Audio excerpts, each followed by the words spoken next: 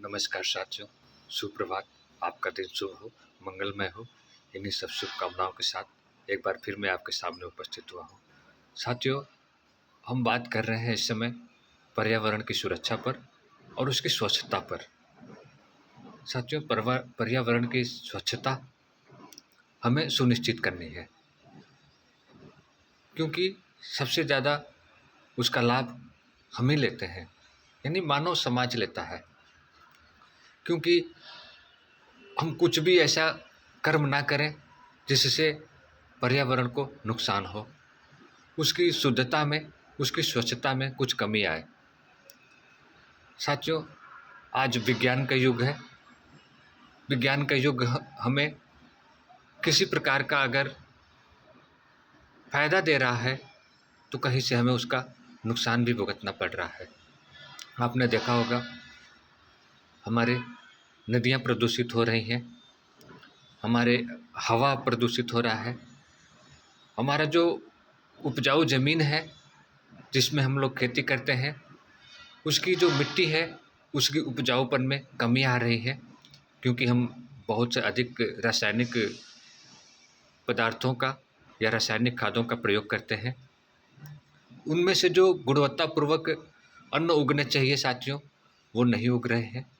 कोई भी अन्न ऐसा नहीं है जिसमें कीटनाशक का प्रयोग ना हो।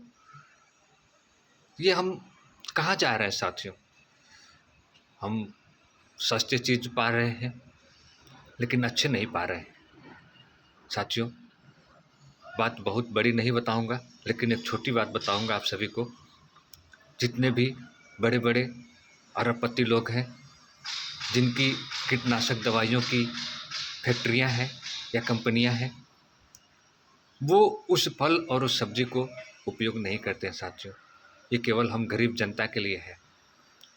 जो यूरिया का फैक्ट्री हैं जिनके जिनके, क्या वो उस यूरिया जनित या यूरिया से उपयोग में लाई गई जो फसल है उसका प्रयोग करते हैं? नहीं साथियों।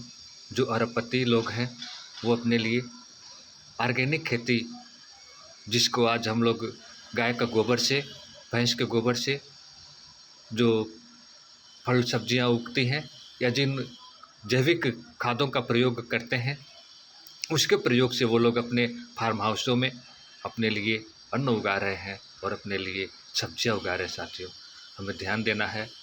उनके द्वारा फैक्ट्रियों में बन रहे खाद से हम लोग अपने खेतों में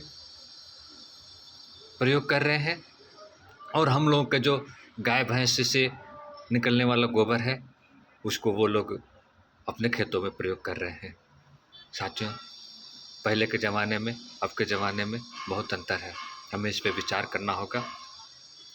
हम अपने भाग में और सारी कुछ बातें बताएंगे जो हमारे जीवन के लिए महत्वपूर्ण होगी। अभी हम आज मृदा प्रदूषण के विषय में बात कर रहे हैं साथियों। हमारी जो खेती योग्य भूमि है उसके प्रदूषण को हम कैसे रोकें।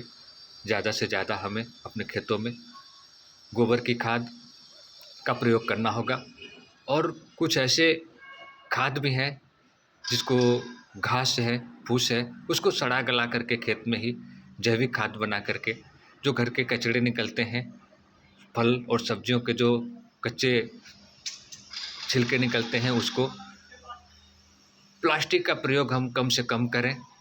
प्लास्टिक को समय पर ही जला दें, उसको खेतों में ना जाने दें। खेतों में जाने से पहले उसको नष्ट कर दें और अपने जीवन में उपयोग करें कि हम अधिक से अधिक प्लास्टिक का उपयोग रोकें। आज दूसरे भाग में साथियों इतना ही बता पाया। आप लोग थोड़ा थोड़ा ज़रूर समझेंगे और थोड़ा थोड़ा ज़रूर अपने दिनचर्या में सुधार लाएंगे। आगे के भाग में और मैं विस्तृत जानकारी दूंगा। तब तक के लिए धन्यवाद, नमस्कार, सुप्रभात।